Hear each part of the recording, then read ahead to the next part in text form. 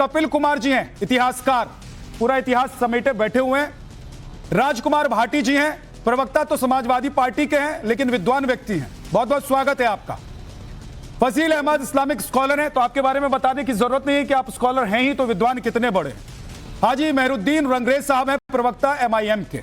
आप सभी के पास एक एक करके आऊंगा, लेकिन शुरुआत राजकुमार भाटी जी के साथ, क्योंकि राजकुमार भाटी जी को मैंने देखा है कई बार शेर व शायरी के साथ वो शुरुआत करते हैं। तो इतनी मोहब्बत औरंगजेब से, मुगलों से, राजीव भाटी जी समाजवादी पार्टी को क्यों है? आप लोगों के लिए औरंगजेब महान है, संभाजी महान है या शिवाजी महान है?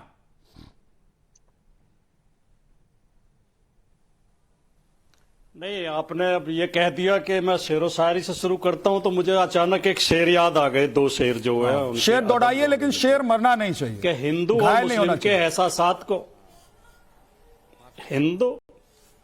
हिंदू और मुस्लिम के एहसासात को मत छेड़िए, अपनी कुर्सी के लिए जज्बात को मत छेड़िए। हम में कोई हूण, कोई शक, कोई मंगोल है, दफन है जो बात, अब उस बात को मत छेड़िए। तो मैं भी एक चीज कह देता हूं, जी, मैं राजीव भाटी जी आप आगे बोलिएगा, लेकिन एक लाइन मैं भी कह देता हूं जो बैठे बैठे मेरे जहन में भी आ गया है। मैं कह देता हूं कि ये हिंदू मुसलमान ना हो इसलिए आप अबू आजमी का साथ छोड़िए। ये हिंदू मुसलमान ना हो इसलिए आप लोग अबू आजमी का साथ छोड़िए। बोलिए। अबू आजमियों का साथ छोड़ने से तो सीधे सीधे हिंदू मुसलमान हो जाएगा। एक पार्टी ने तो छोड़ ही रखा है, भारतीय जनता पार्टी ने पूरी तरह मुसलमानों का साथ छोड़ रखा है, दलितों का साथ, मुसलमानों का साथ छोड़ने के लिए आपको कौन कह रहा है? लेकिन औरंगजेब के साथ क्यों जा रहे हैं? मुसलमान हो जाएगा। औरंगजेब के साथ आप इसलिए जा रहे हैं कि मुसलमान आपके साथ जाएंगे? नहीं, हम बिल्कुल नहीं, फिर मैं बता दूं, औरंगजेब से समाजवादी पार्टी को कोई मोह नहीं है, कोई प्रेम नहीं है। ना कोई मुसलमान औरंगजेब के नाम पर वोट देता है, ना समाजवादी पार्टी औरंगजेब की वकील है। हमारे लिए शिवाजी भी महान है, शिवाजी बहुत हमारे लिए। एक मिनट राजीव भाई, आप, क्योंकि मैंने कहा पहले ही मैंने बोल दिया कि आप विद्वान व्यक्ति हैं, इसलिए राजकुमार भाटी जी आप, मैंने पहले कह दिया आप विद्वान व्यक्ति हैं, इसलिए आप एक एक शब्द जो बोलेंगे उसको मैं पकड़ूंगा। आपने कहा कि हमारे लिए शिवाजी भी महान है, हमारे लिए संभाजी भी महान है। क्या आप यह कहना चाहते हैं कि आपके लिए औरंगजेब भी महान है? ना औरंगजेब में कोई ज्यादा महानता मुझे कतई दिखती, ज्यादा मतलब थोड़ी सी महानता आपको नजर आती है? इतिहास पढ़ा है, बाकी इतिहासकार बताएंगे, आपके पैनल। थोड़ी सी महानता है। देखो, अगर विद्यानाथ जी आप ये तय करके बैठे हो कि हमें समाजवादी पार्टी को कटघरे में खड़ा करना है और आप हर वाक्य पर टोकेंगे, ठीक है, तो फिर तो आपके हाथ में माइक है। ठीक है सर, आप एक बार कंप्लीट कर लीजिए, उसके बाद मैं आपसे अगर मुझे अपनी बात आप कहने दें तो शायद मैंने स्पष्ट तौर पर कहा समाजवादी पार्टी औरंगजेब के साथ नहीं है, औरंगजेब की वकील नहीं है, औरंगजेब के पक्ष में नहीं है। दूसरी बात, मैं एक संक्षेप में आपको बताना चाहता हूं कि बौद्ध साहित्य में एक कहानी आती है। एक बार एक भिक्षु जो है गौतम बुद्ध के पास आए और उन्होंने कहा कि आपको एक बात बताऊं मैं, वो फला भिक्षु आपके बारे में क्या कह रहा था। तो गौतम बुद्ध ने कहा कि जो बात तुम मुझे बताने जा रहे हो इसमें मेरा कोई लाभ है? उसने कहा नहीं। बोले आपका कोई लाभ है कि नहीं? समाज का कोई लाभ है कि नहीं? तो फिर क्यों समय खराब करते हो? तो ये जो विद्यानाथ जी आप डिबेट कर रहे हैं, इसमें ना समाज का कोई लाभ है, ना आपका कोई लाभ है, ना मेरा कोई लाभ है, ना देश का कोई लाभ है। इस तरह की डिबेट आपकी बात हो गई हो भारतीय जनता पार्टी के इशारे आपके एक सवाल के साथ मैं दूसरे में मुसलमान किया जा सके।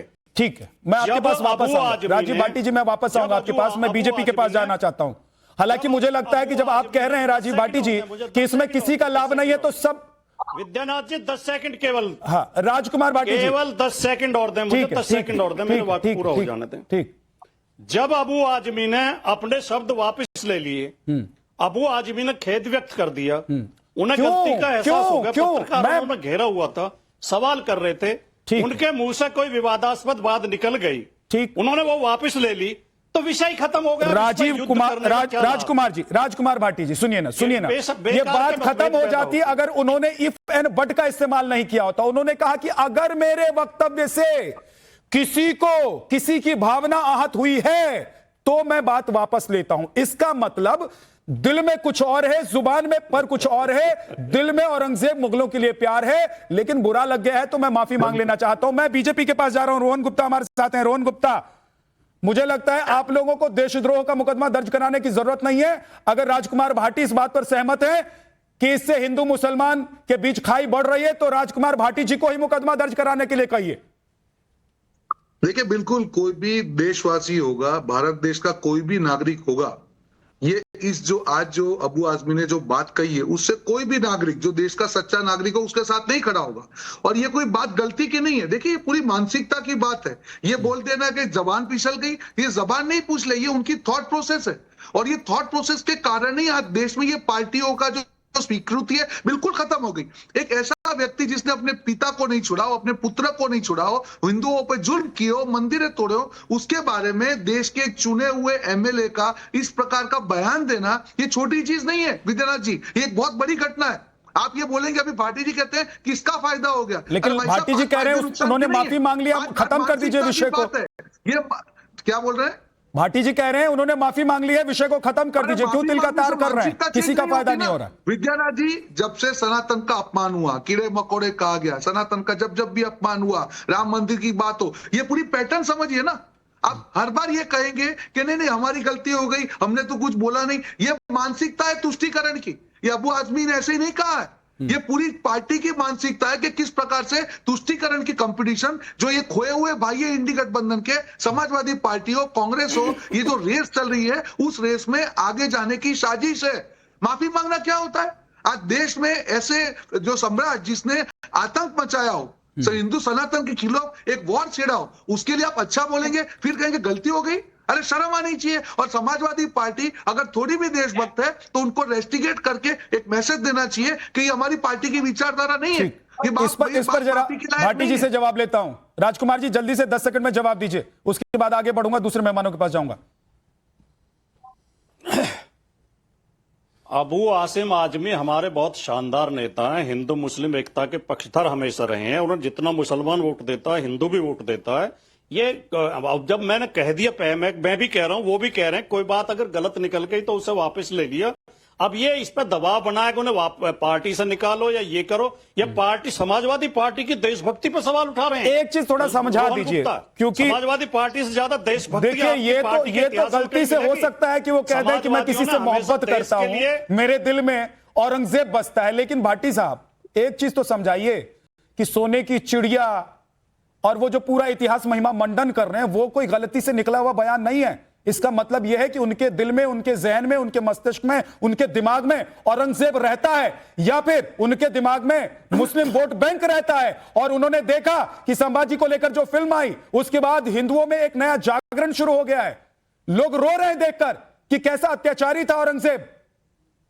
तो उन्हें लगा कि नहीं नहीं, हमको भी अपने वोट बैंक के लिए थोड़ा कुछ बोलना होगा, याद दिलाना होगा औरंगजेब को, और इसीलिए वो आ गए। मैं वापस आऊंगा भाटी साहब आपके पास। हमारे साथ अवनिजेश जी भी हैं और प्रोफेसर कपिल कुमार जी हैं। मैं थोड़ा समझना चाहता हूं प्रोफेसर साहब कि ये सोने की चिड़िया औरंगजेब के टाइम में हिंदुस्तान कैसे हो गया था। दूसरी बात